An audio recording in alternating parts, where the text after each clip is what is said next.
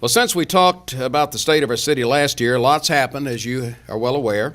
We're currently experiencing the fastest job growth rate in the Mid-South. Now, no doubt the big news is that we have nearly $2 billion in new projects underway or on the drawing boards from Wacker Chemie, Whirlpool, Olin Corporation, and Amazon.com. Our Metro Cleveland employment has grown from this time last year by over 2,000. It's growing to that mark at a rate of 4.2%. The Tennessee Department of Labor and Workforce Development shows job gains in East Tennessee cities has outpaced state and national gains. While our unemployment rate is still a little higher than we like to have it, our region is still producing jobs, and the rate we're doing that is quite impressive by people from the outside looking in. Our neighbors in Metro Chattanooga grew by 3.3%, while we grew by 4.2%. With announcement of both Wacker polysilicon production plant in our community and Volkswagen in nearby Chattanooga, our region has gotten worldwide attention, and the spin-offs from this will affect our community for many years to come. Since its announcement in 2009, Wacker has already expanded its plans to add over 650 jobs instead of the original 500 and up the project to $1.5 billion.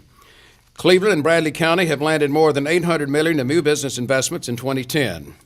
The Cleveland-Bradley Chamber of Commerce and its Economic Development Division is to be commended for all they've done to secure one of the state's biggest prizes, Wacker Chemie. They've also been hard at work with our existing industries, helping them move forward and meet the needs of our new economy. Gary Farlow and Doug Berry make a tremendous team, and their expertise, and I emphasize expertise, is invaluable to each and every one of you in this community. The Industrial Development Board, led by Ross Tarver, along with our City Council, Mr. Poe, County Commission, and state legislators have worked hand in hand with state government to make all the pieces of the puzzle come together for our industrial growth. It's definitely a team effort, and no one organization can take full credit. However, I must say your chamber is our common thread to weave us all together and keep the wheels turning efficiently and effectively. We're also blessed with the support of the Southeast Tennessee Development District, of which Mayor Davis is chairman, and TVA, who have played a major role in our industrial development. We can never underestimate the role that former Congressman Zach Wamp has played in our total progress over the years. I want to emphasize that and go back to the period when we had flooding at Whirlpool, when we were on the brink of losing the entire Whirlpool operation. Congressman Wamp took a hands-on approach, and I'll give him credit for saving that operation. The Chamber's marketing efforts continue to strengthen and improve our visibility both nationally and internationally. They participate in trade shows and events to educate themselves on economic and industrial trends that benefit us in our quest to attract new business and industry. Through their efforts, they still have over 20 active prospects that indicate they will develop new facilities in the course of the next 2 years. So we're not stopping here. We have prospects and leads still keeping us busy, keeping them busy. And they also are working hard to encourage existing industry retention and expansion, and this has proven beneficial this past year with plans for several to expand, add product, services, and workforce.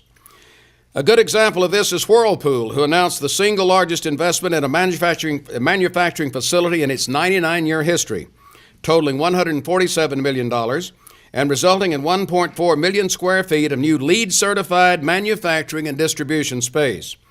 From the first meeting with company officials, Chamber staff faced a tough challenge.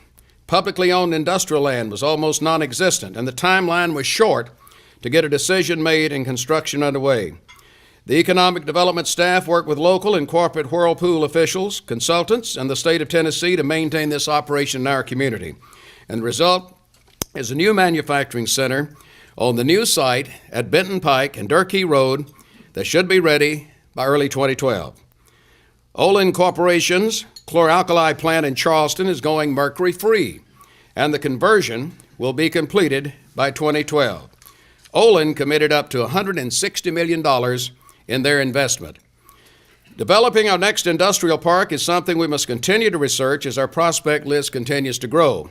Just recently, both city and county governments committed to produce funds for the local interstate connector, and we hope we can build new industrial park sites for new business and industry for the future in that location. Good example of our industrial park and land needs is Amazon.com. When they approached us, there were two possibilities for fulfillment centers. We were able to finalize details for one of the centers on a 116-acre parcel in the southeast quadrant of Lauderdale Highway and I-75. Full-time employment is projected at 600 to 800 in peak seasons. They should be operational by next December. I personally feel we may have gotten both had we had a new industrial park and land available and to offer them for their construction. But we can't complain about it because since Chattanooga and Cleveland each benefited, and no doubt both sites will provide jobs for the entire Cleveland, Chattanooga metro areas. But we must plan for the future as we seek out property for that industrial growth. It has to be ready. Your Industrial Development Board has an option now, on over 300 acres of property for a potential industrial park south of Exit 20. And of course, the Tennessee Department of Transportation has finalized plans for the reconstruction of Exit 20 and the new interchange just east of there on APD 40, which will open up that new proposed industrial park, plus commercial development. One property owner in the area has offered to donate property to the city and county for a convention center, as well as space for a welcome center for the Cherokee National Forest. Those plans have yet to be finalized. Cameron Fisher chairs a committee known as the Cleveland Convention Center/Civic Center to seek out all possibilities in this area. Another important tool we have when attracting new jobs and industries are Cleveland State and Lee University.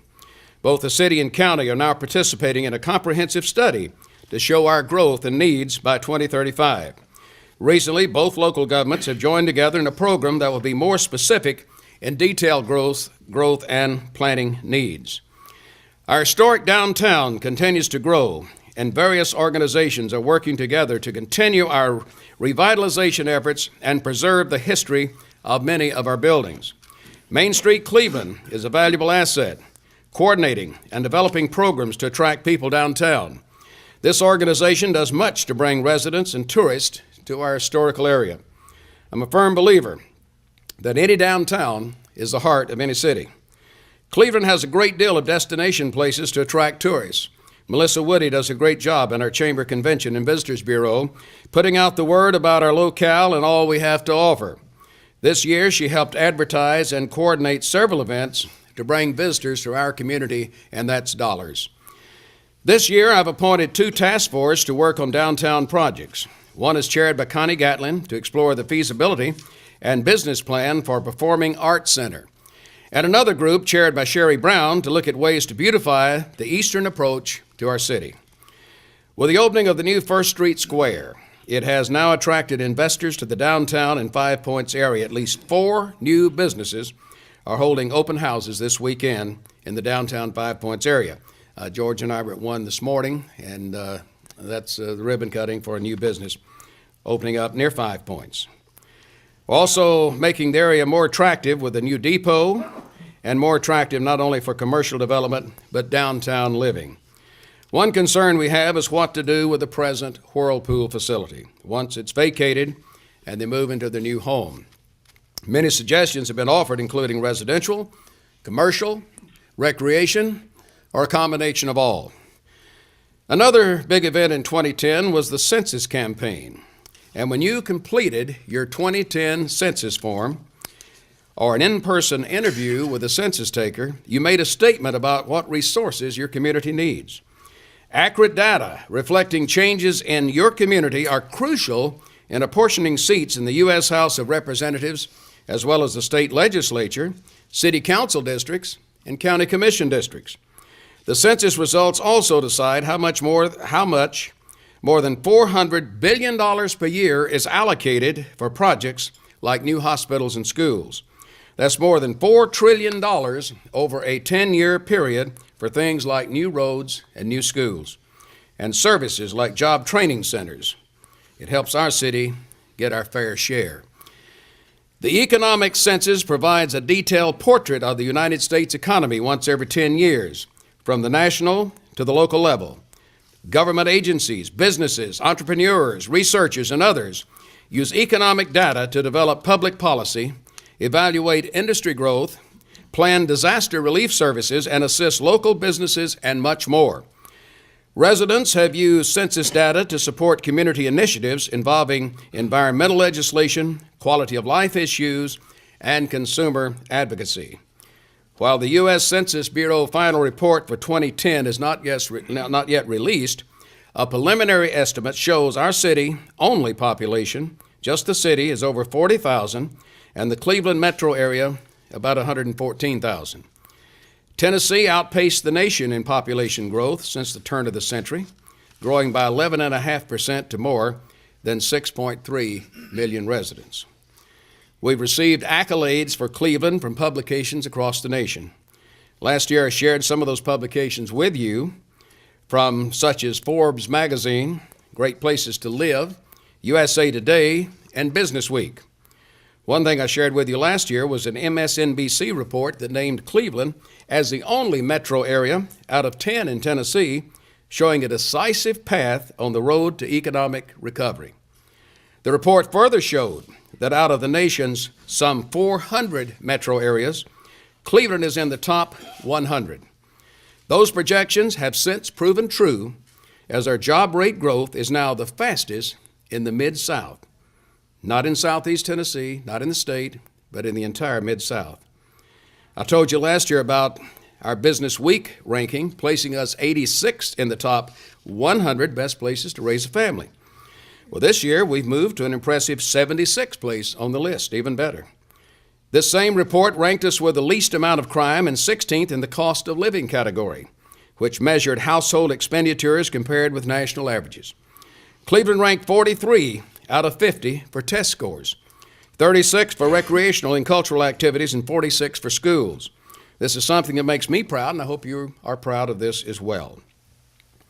Quality of life issues are important to attracting industry as well as new residents. The city has constructed new sidewalks for healthier lifestyles in both the northern and central part of the city, and now under construction in South Cleveland. A grant for $50,000 from the Bradley Health Initiative Endowment Fund funded a pedestrian bridge at Mouse Creek behind Tinsley Park ball fields. The Greenway Board is always soliciting suggestions from citizens on how to improve the citywide walking trails many of you use. There are many ways you can help. Check out the website and see how you might help sponsor benches, perhaps, or pocket parks along the greenways. Cameron Fisher does an outstanding job as chairman. He maintains the website and PowerPoint presentations up to date to illustrate the future plans and needs. The Cleveland Urban Transit System continues to grow with ridership, providing needed transportation for many of our citizens. Both our city and county schools recently received excellent grades, outstanding grades. The much-needed Max Carroll Science Wing will finally open this spring, Paul. Now let's talk about what's happening in city government since we last talked. Your city government is healthy. For the 22nd consecutive year, the City Department of Finance and Administration has received a Certificate of Achievement of Excellence in Financial Reporting and the Distinguished Budget Presentation Award. This is thanks to Finance Director Mike Keith and his city staff. Our bonded indebtedness ratio is sound, and our credit rating is good. The City Council always is keenly aware of keeping a balanced indebtedness portfolio. Community Development Block Grant funds in the amount of $175,000 and Habitat for Humanity funding of $100,000 was used for infrastructure, water, sewer, and streets for Phase 2 of Century Village off 20th Street. When complete, Century Village will provide 40 new homes for eligible participants in the program. Down payment assistance in the amount of $6,000 per family was provided to 4 families this past year, and Habitat is also a partner with the City of Cleveland's Neighborhood Stabilization Program. And these HUD funds provided through the Tennessee Housing Development Administration will be used for construction of 7 new homes in the next phase of Century Village. The total amount of funding for these homes is $402,771.